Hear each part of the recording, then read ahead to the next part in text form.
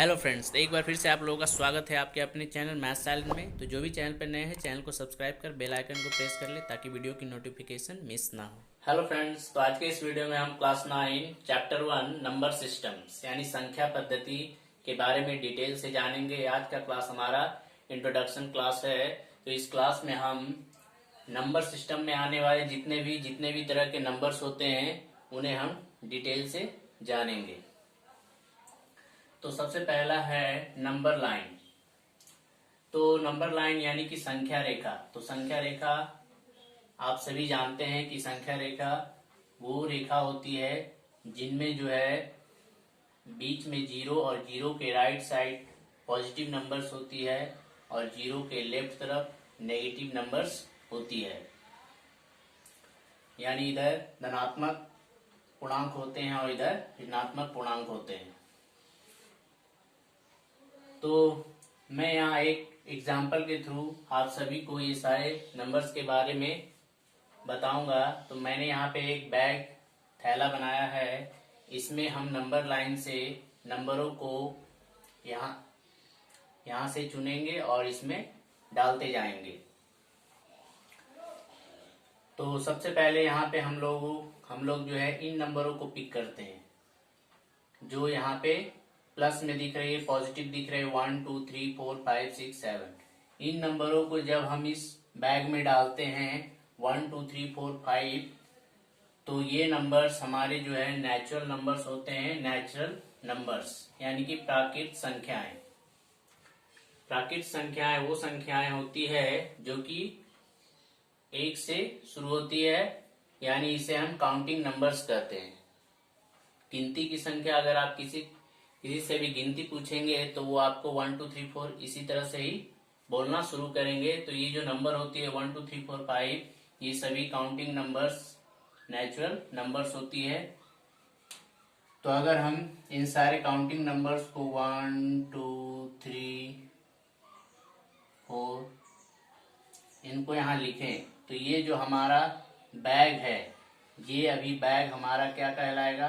तो ये हमारा कहलाएगा नेचुरल नंबर्स। ये क्या कहलाएंगे? नेचुरल नंबर्स कहलाएंगे, यानी कि प्राकृत संख्याएं, जिसे हम n से डिनोट करते हैं। तो इसे हम n लिख सकते हैं।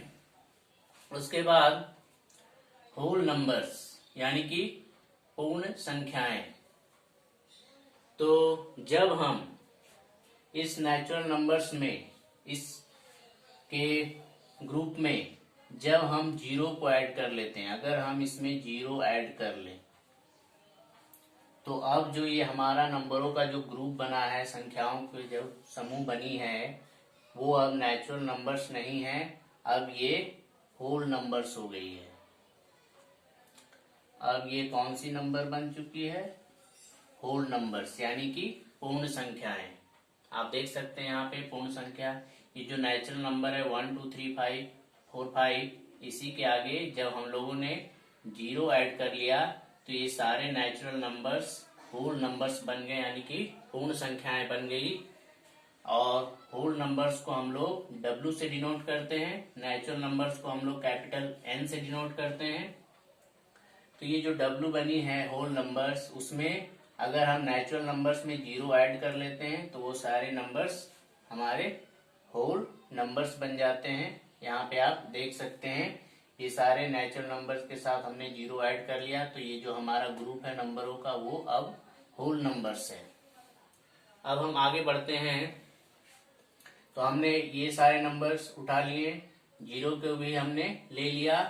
अब हम जब इस बैग में ये जो नेगेटिव नंबर्स दिख रहे हैं, इन्हें भी जब हम इसमें डाल दें, तब जो हमारी नंबरों का ग्रुप बनेगा वो कहलाएंगे इंटीजर्स यानी कि पूर्णांक। तो आप देख सकते हैं इस पूर्णांक में ये हमारे नेचुरल नंबर्स भी हैं, जीरो से लेकर इधर होल नंबर्स भी हैं और ये नेगेटिव नंबर्स भी हैं। तो ये सारे जो है इंटीजर्स कहलाते हैं। और इंटीजर्स को हम लोग जेड से डिनोट करते हैं। तो जेड जो है एक जर्मन वर्ड है जो जैलिन से लिया गया है, जिसका मतलब होता है टू काउंट, गिनना। तो ये इसी से जर्मन वर्ड जैलिन से ये जेड आया है, इसे आप याद रखेंगे।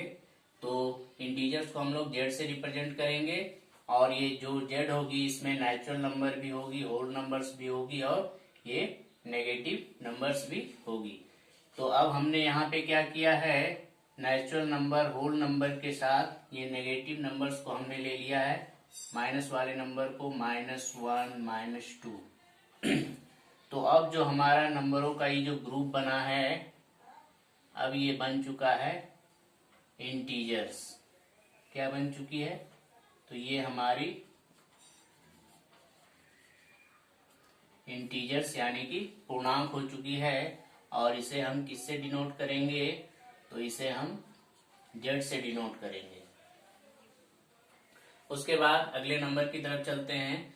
तो अगला नंबर जो हमारा है, क्या हमने ये जो नंबर लाइन है, इनसे सारे नंबरों को यहाँ पे ले लिया है कि कुछ और नंबर्स यहाँ पे बच गए हैं? तो यस, यहाँ पे अभी भी नंबर बचे हुए हैं। तो कौन से नंबर बचे हुए हैं, इन्हें तो हमने ले लिया है, 0 को भी ले लिया और नेगेटिव नंबर को भी ले लिया है। तो अब यहाँ पे नंबर कौन से बचे हैं, तो यहाँ पे अभी जो नंबर बचे हुए हैं वो फ्रैक्शनल नंबर बचे हुए हैं। कौन से, जैसे कि यहाँ पे 0 और 1 के बीच में, यहाँ पे आपको पता है यहाँ पे हाफ होगी 1/2, 1 और 2 के बीच में 3/2 होगी, फिर उसी तरह से 2 और 3 के बीच में 5/2 होगी, यानी 2.5। इसके बीच में 5/2 होगी, 2.5। इसके बीच में 0 और -1 के बीच में -1/2 होगी। तो इन नंबरों को अभी तक हमने इस बैग में नहीं डाला है। जब इन नंबरों को भी हम इस बैग में डाल देंगे, तब हमारे पास नेचुरल, होल, इंटीजर्स एंड ये फ्रैक्शनल नंबर हो जाएंगे। और ये जो हमारा ग्रुप बनेगा वो अब वो क्या होगा, वो रैशनल नंबर्स होगा। यानी रैशनल नंबर्स वो नंबर्स होते हैं, परिमेय संख्याएं, जिन्हें हम p/q के फॉर्म में लिख सकते हैं, यानी कि उसे हम रेशियो के फॉर्म में लिख सकते हैं। ये जो रैशनल जो वर्ड आया है वो रेशियो से आया है, क्योंकि हम यहाँ पे p/q जो बता रहा है ये कोई नंबरों का रेशियो होता है। तो जिन नंबरों को हम p/q यानी रेशियो के फॉर्म में लिख सकते हैं, जहाँ पे q 0 नहीं होनी चाहिए, वैसे सारे नंबर्स हमारे रैशनल नंबर्स यानी कि परिमेय संख्याएं कहलाती है। तो इस रैशनल नंबर्स में natural, whole, integers and fractional numbers होते हैं, और इसे हम q से डिनोट करते हैं। q से इसलिए डिनोट करते हैं क्योंकि q का मतलब होता है कोशिएंट, और इसका जो मीनिंग है वो रेशियो है, इसीलिए हम लोग इसे q से डिनोट करते हैं। तो अब चलिए इन नंबरों को भी इसमें डाल लेते हैं। तो यहाँ पे हमने एक पॉजिटिव वाले को ले लेते हैं 1/2, एक नेगेटिव वाले को ले लेते हैं -1/2। तो अब जो ये नंबरों का ग्रुप बना है, अब ये हमारे जो नंबर हैं वो रैशनल नंबर है, यानी कि Q।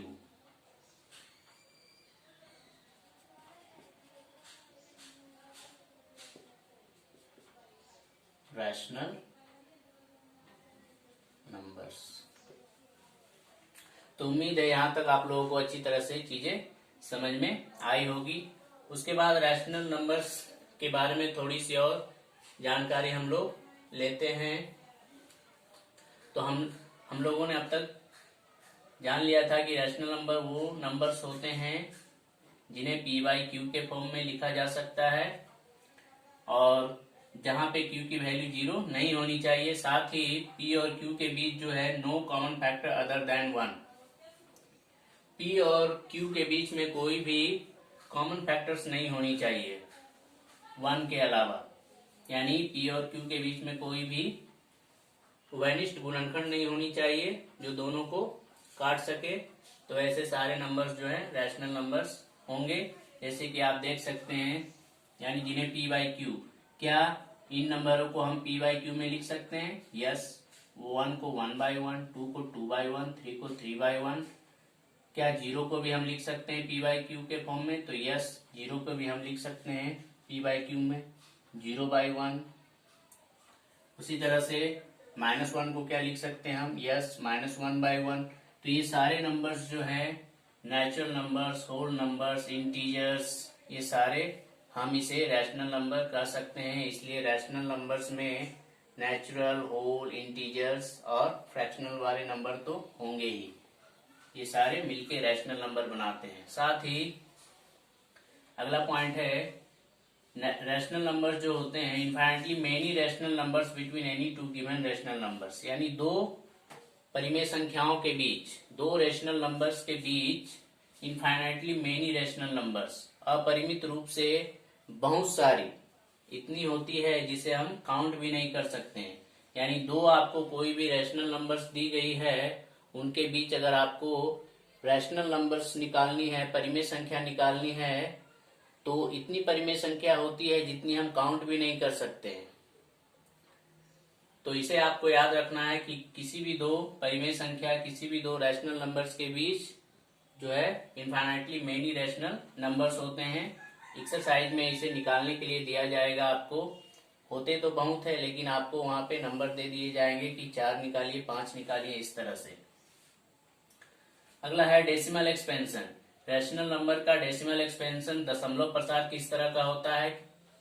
तो जब हम किसी भी रैशनल नंबर का जब हम डेसिमल एक्सपेंशन निकालेंगे, मतलब उसमें भाग देंगे, जैसे कि यहाँ पे कोई नंबर है 1/2, इसी तरह से और भी कोई नंबर ले लेंगे 5/3, 6/7। इन नंबरों को जब 7 से 6 में डिवाइड किया जाएगा, 3 से 5, तो उनका जो डेसिमल एक्सपेंशन होगा, दशमलव प्रसार होगा, वो या तो टर्मिनेटिंग होंगे, यानी कि वो कट जाएंगे, डेसिमल के कुछ डिजिट्स के बाद कट जाएंगे, नहीं तो वो नॉन टर्मिनेटिंग रिपीटिंग होंगे। नॉन टर्मिनेटिंग मतलब कटेंगे नहीं, और रिपीटिंग का मतलब वो रिपीट करना शुरू हो जाएंगे। कोई डिजिट्स होंगे वो रिपीट करना शुरू हो जाएंगे, वो या तो वो सिंगल डिजिट हो सकते हैं, डबल हो सकते हैं, या बहुत सारे नंबरों का ब्लॉक्स हो सकता है जो आपस में रिपीट करना शुरू हो जाएंगे।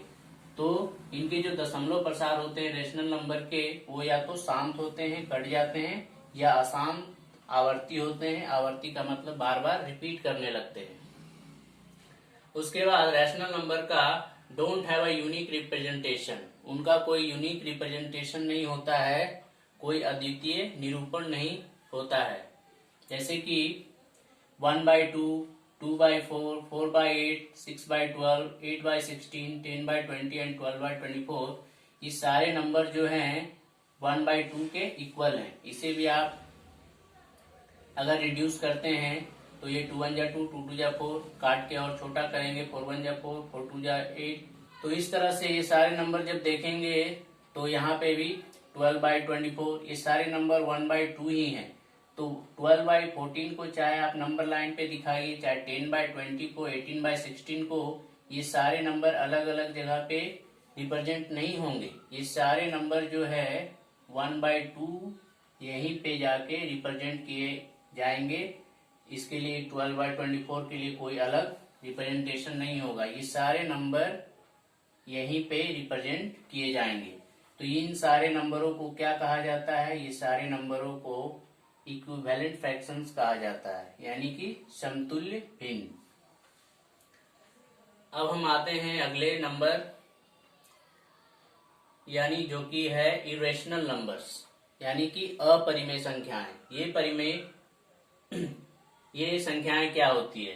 तो ऐसी संख्याएं which are not in the form of p/q where q is not equal to 0। जैसे कि यहाँ पे बोला गया है ऐसी संख्या, यहाँ पे हम लोगों ने क्या देखा था? हम लोगों ने यहाँ पे ऐसी संख्याओं को निकाला था जिसे हम p/q के फॉर्म में लिख सकते हैं। लेकिन जो इरेशनल नंबर्स होते हैं, ये ऐसे नंबर्स होते हैं जस्ट इनका अपोजिट, जिन्हें हम p/q के फॉर्म में नहीं लिख सकते हैं। तो ऐसे कौन से नंबर होंगे? तो ऐसे नंबर्स जो हैं √3 है, √2 है, पाई है, और ये 0.1, सिंगल 0, 100, 100, तो ये एक पैटर्न फॉलो कर रहा है। इस तरह के नंबर भी इरेशनल नंबर्स होते हैं, अपरिमेय संख्याएं होती है। तो सबसे पहले जो इरेशनल नंबर को डिस्कवर किया था, खोजा था, वो थे फॉलोवर्स ऑफ द पाइथागोरस, यानी पाइथागोरस के जो अनुयायी थे, सबसे पहले उन्होंने ही जो है ऐसे नंबरों को ढूंढा था जिसे हम पी बाई क्यू के फॉर्म में नहीं लिख सकते हैं। तो पाइथागोरस के एक फॉलोवर थे हिप्पैकस ऑफ क्रॉटन। इन्होंने सबसे पहले बताया कि √2 जो है एक ऐसा नंबर है जिसे हम पी बाई क्यू के फॉर्म में नहीं लिख सकते हैं, और इसलिए √2 एक क्या है, इसलिए √2 एक इरेशनल नंबर्स है, यानी कि अपरिमेय संख्याएं हैं। उसके बाद आगे चल के थियोडोरस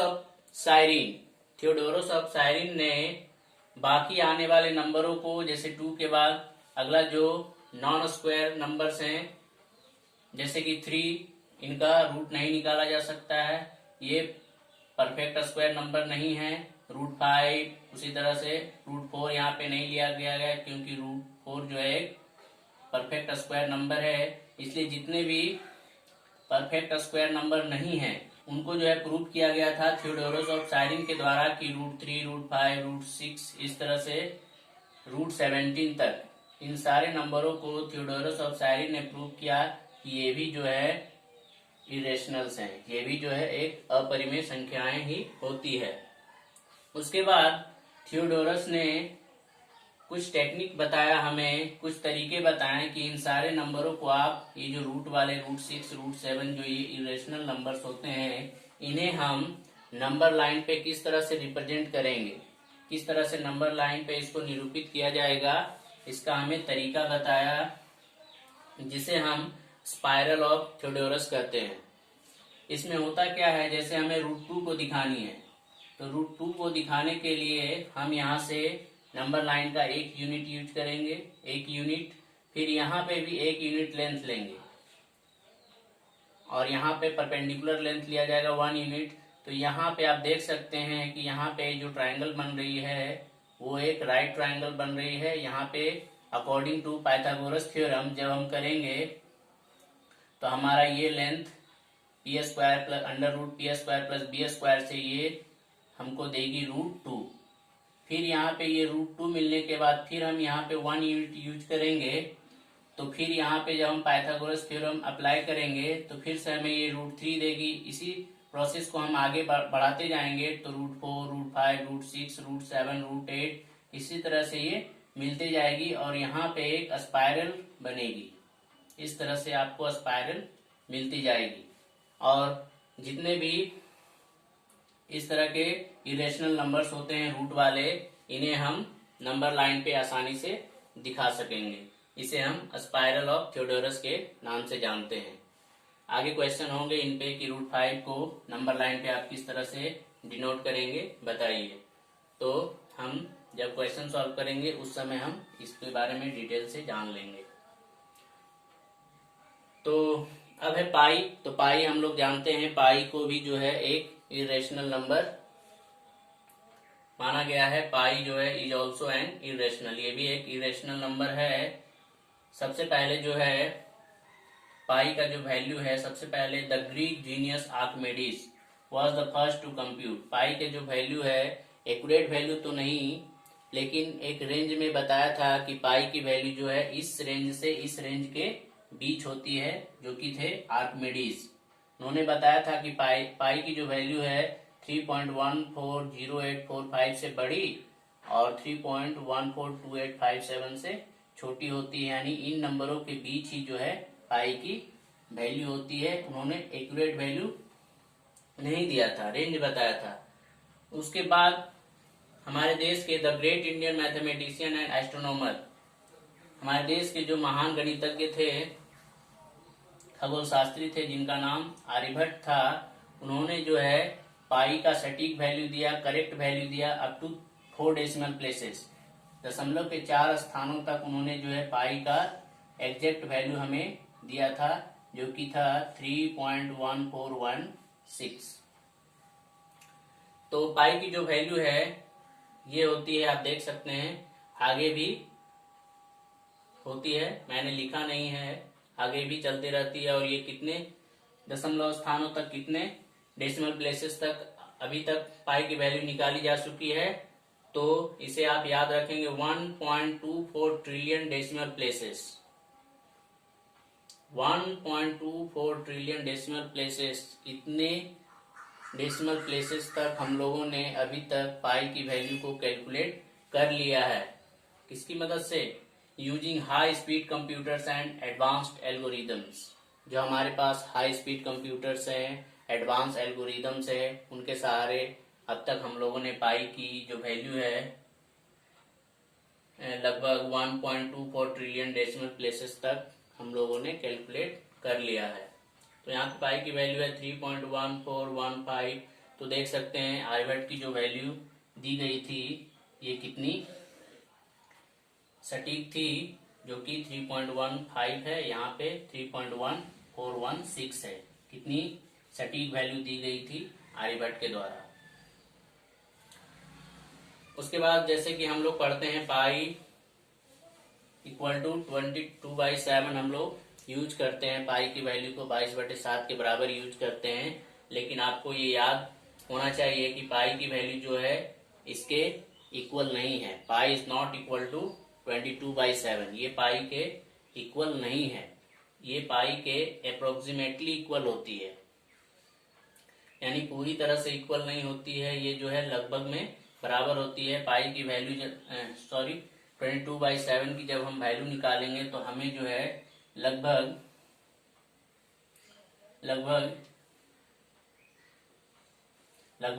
3.142857 के अप्रोक्स आएगी। तो आप देख सकते हैं कि ये जो 22/7 की वैल्यू है, इसे आप पाई की वैल्यू से जब मैच करेंगे 3.1415, यहाँ पे आई है 3.142857, तो 2 डिजिट ही मैच करेगी, उसके बाद से वैल्यू मैच नहीं करती है, क्योंकि ये पाई के एग्जैक्ट इक्वल नहीं है, इसीलिए ये पूरी तरह से बराबर नहीं है, ये अप्रोक्सीमेटली इक्वल है, यानी कि लगभग में इसे लिया जाता है। तो जब हम इरेशनल नंबर्स के बारे में हमें इतना पता चला, और जब हम इस इरेशनल नंबर्स को भी जब हम इसमें डाल देते हैं, हमने रेशनल नंबर्स डाल दिया था, अब हम इरेशनल नंबर्स को इसमें डाल देते हैं। तो इरेशनल नंबर्स में हम क्या क्या ले सकते हैं? तो इसमें हम ये √2 √3 पाई ले लेते हैं, √2 √3 पाई। तो अब ये नंबर किन किन नंबरों का यहाँ पे ग्रुप हो चुका है? तो ये numbers natural numbers, whole numbers, integers, फिर रैशनल नंबर्स और इरैशनल नंबर्स, इन सारे नंबरों का ये ग्रुप हो चुका है। तो इसे हम रियल नंबर्स कहते हैं। इसे हम क्या कहते हैं? Real numbers. यानी रियल नंबर्स इक्वल टू क्या क्या होंगे? रियल नंबर्स में नेचुरल भी होंगे, होल नंबर्स भी होंगे, इंटीजर्स भी होंगे, रैशनल नंबर्स भी होंगे और इरैशनल नंबर्स भी होंगे। यानी ये सारे नंबरों का जो ग्रुप होगा वो हमारा रियल नंबर्स का ग्रुप होगा। तो उम्मीद है ये सारी चीजें आप लोगों को अच्छी तरह से समझ में आई होगी। अगर वीडियो पसंद आई हो तो इसे लाइक करें, और हाँ, चैनल पे जो भी नए हैं चैनल को सब्सक्राइब करना ना भूले। मिलते हैं नेक्स्ट वीडियो में, तब तक के लिए bye bye, thanks for watching and take care.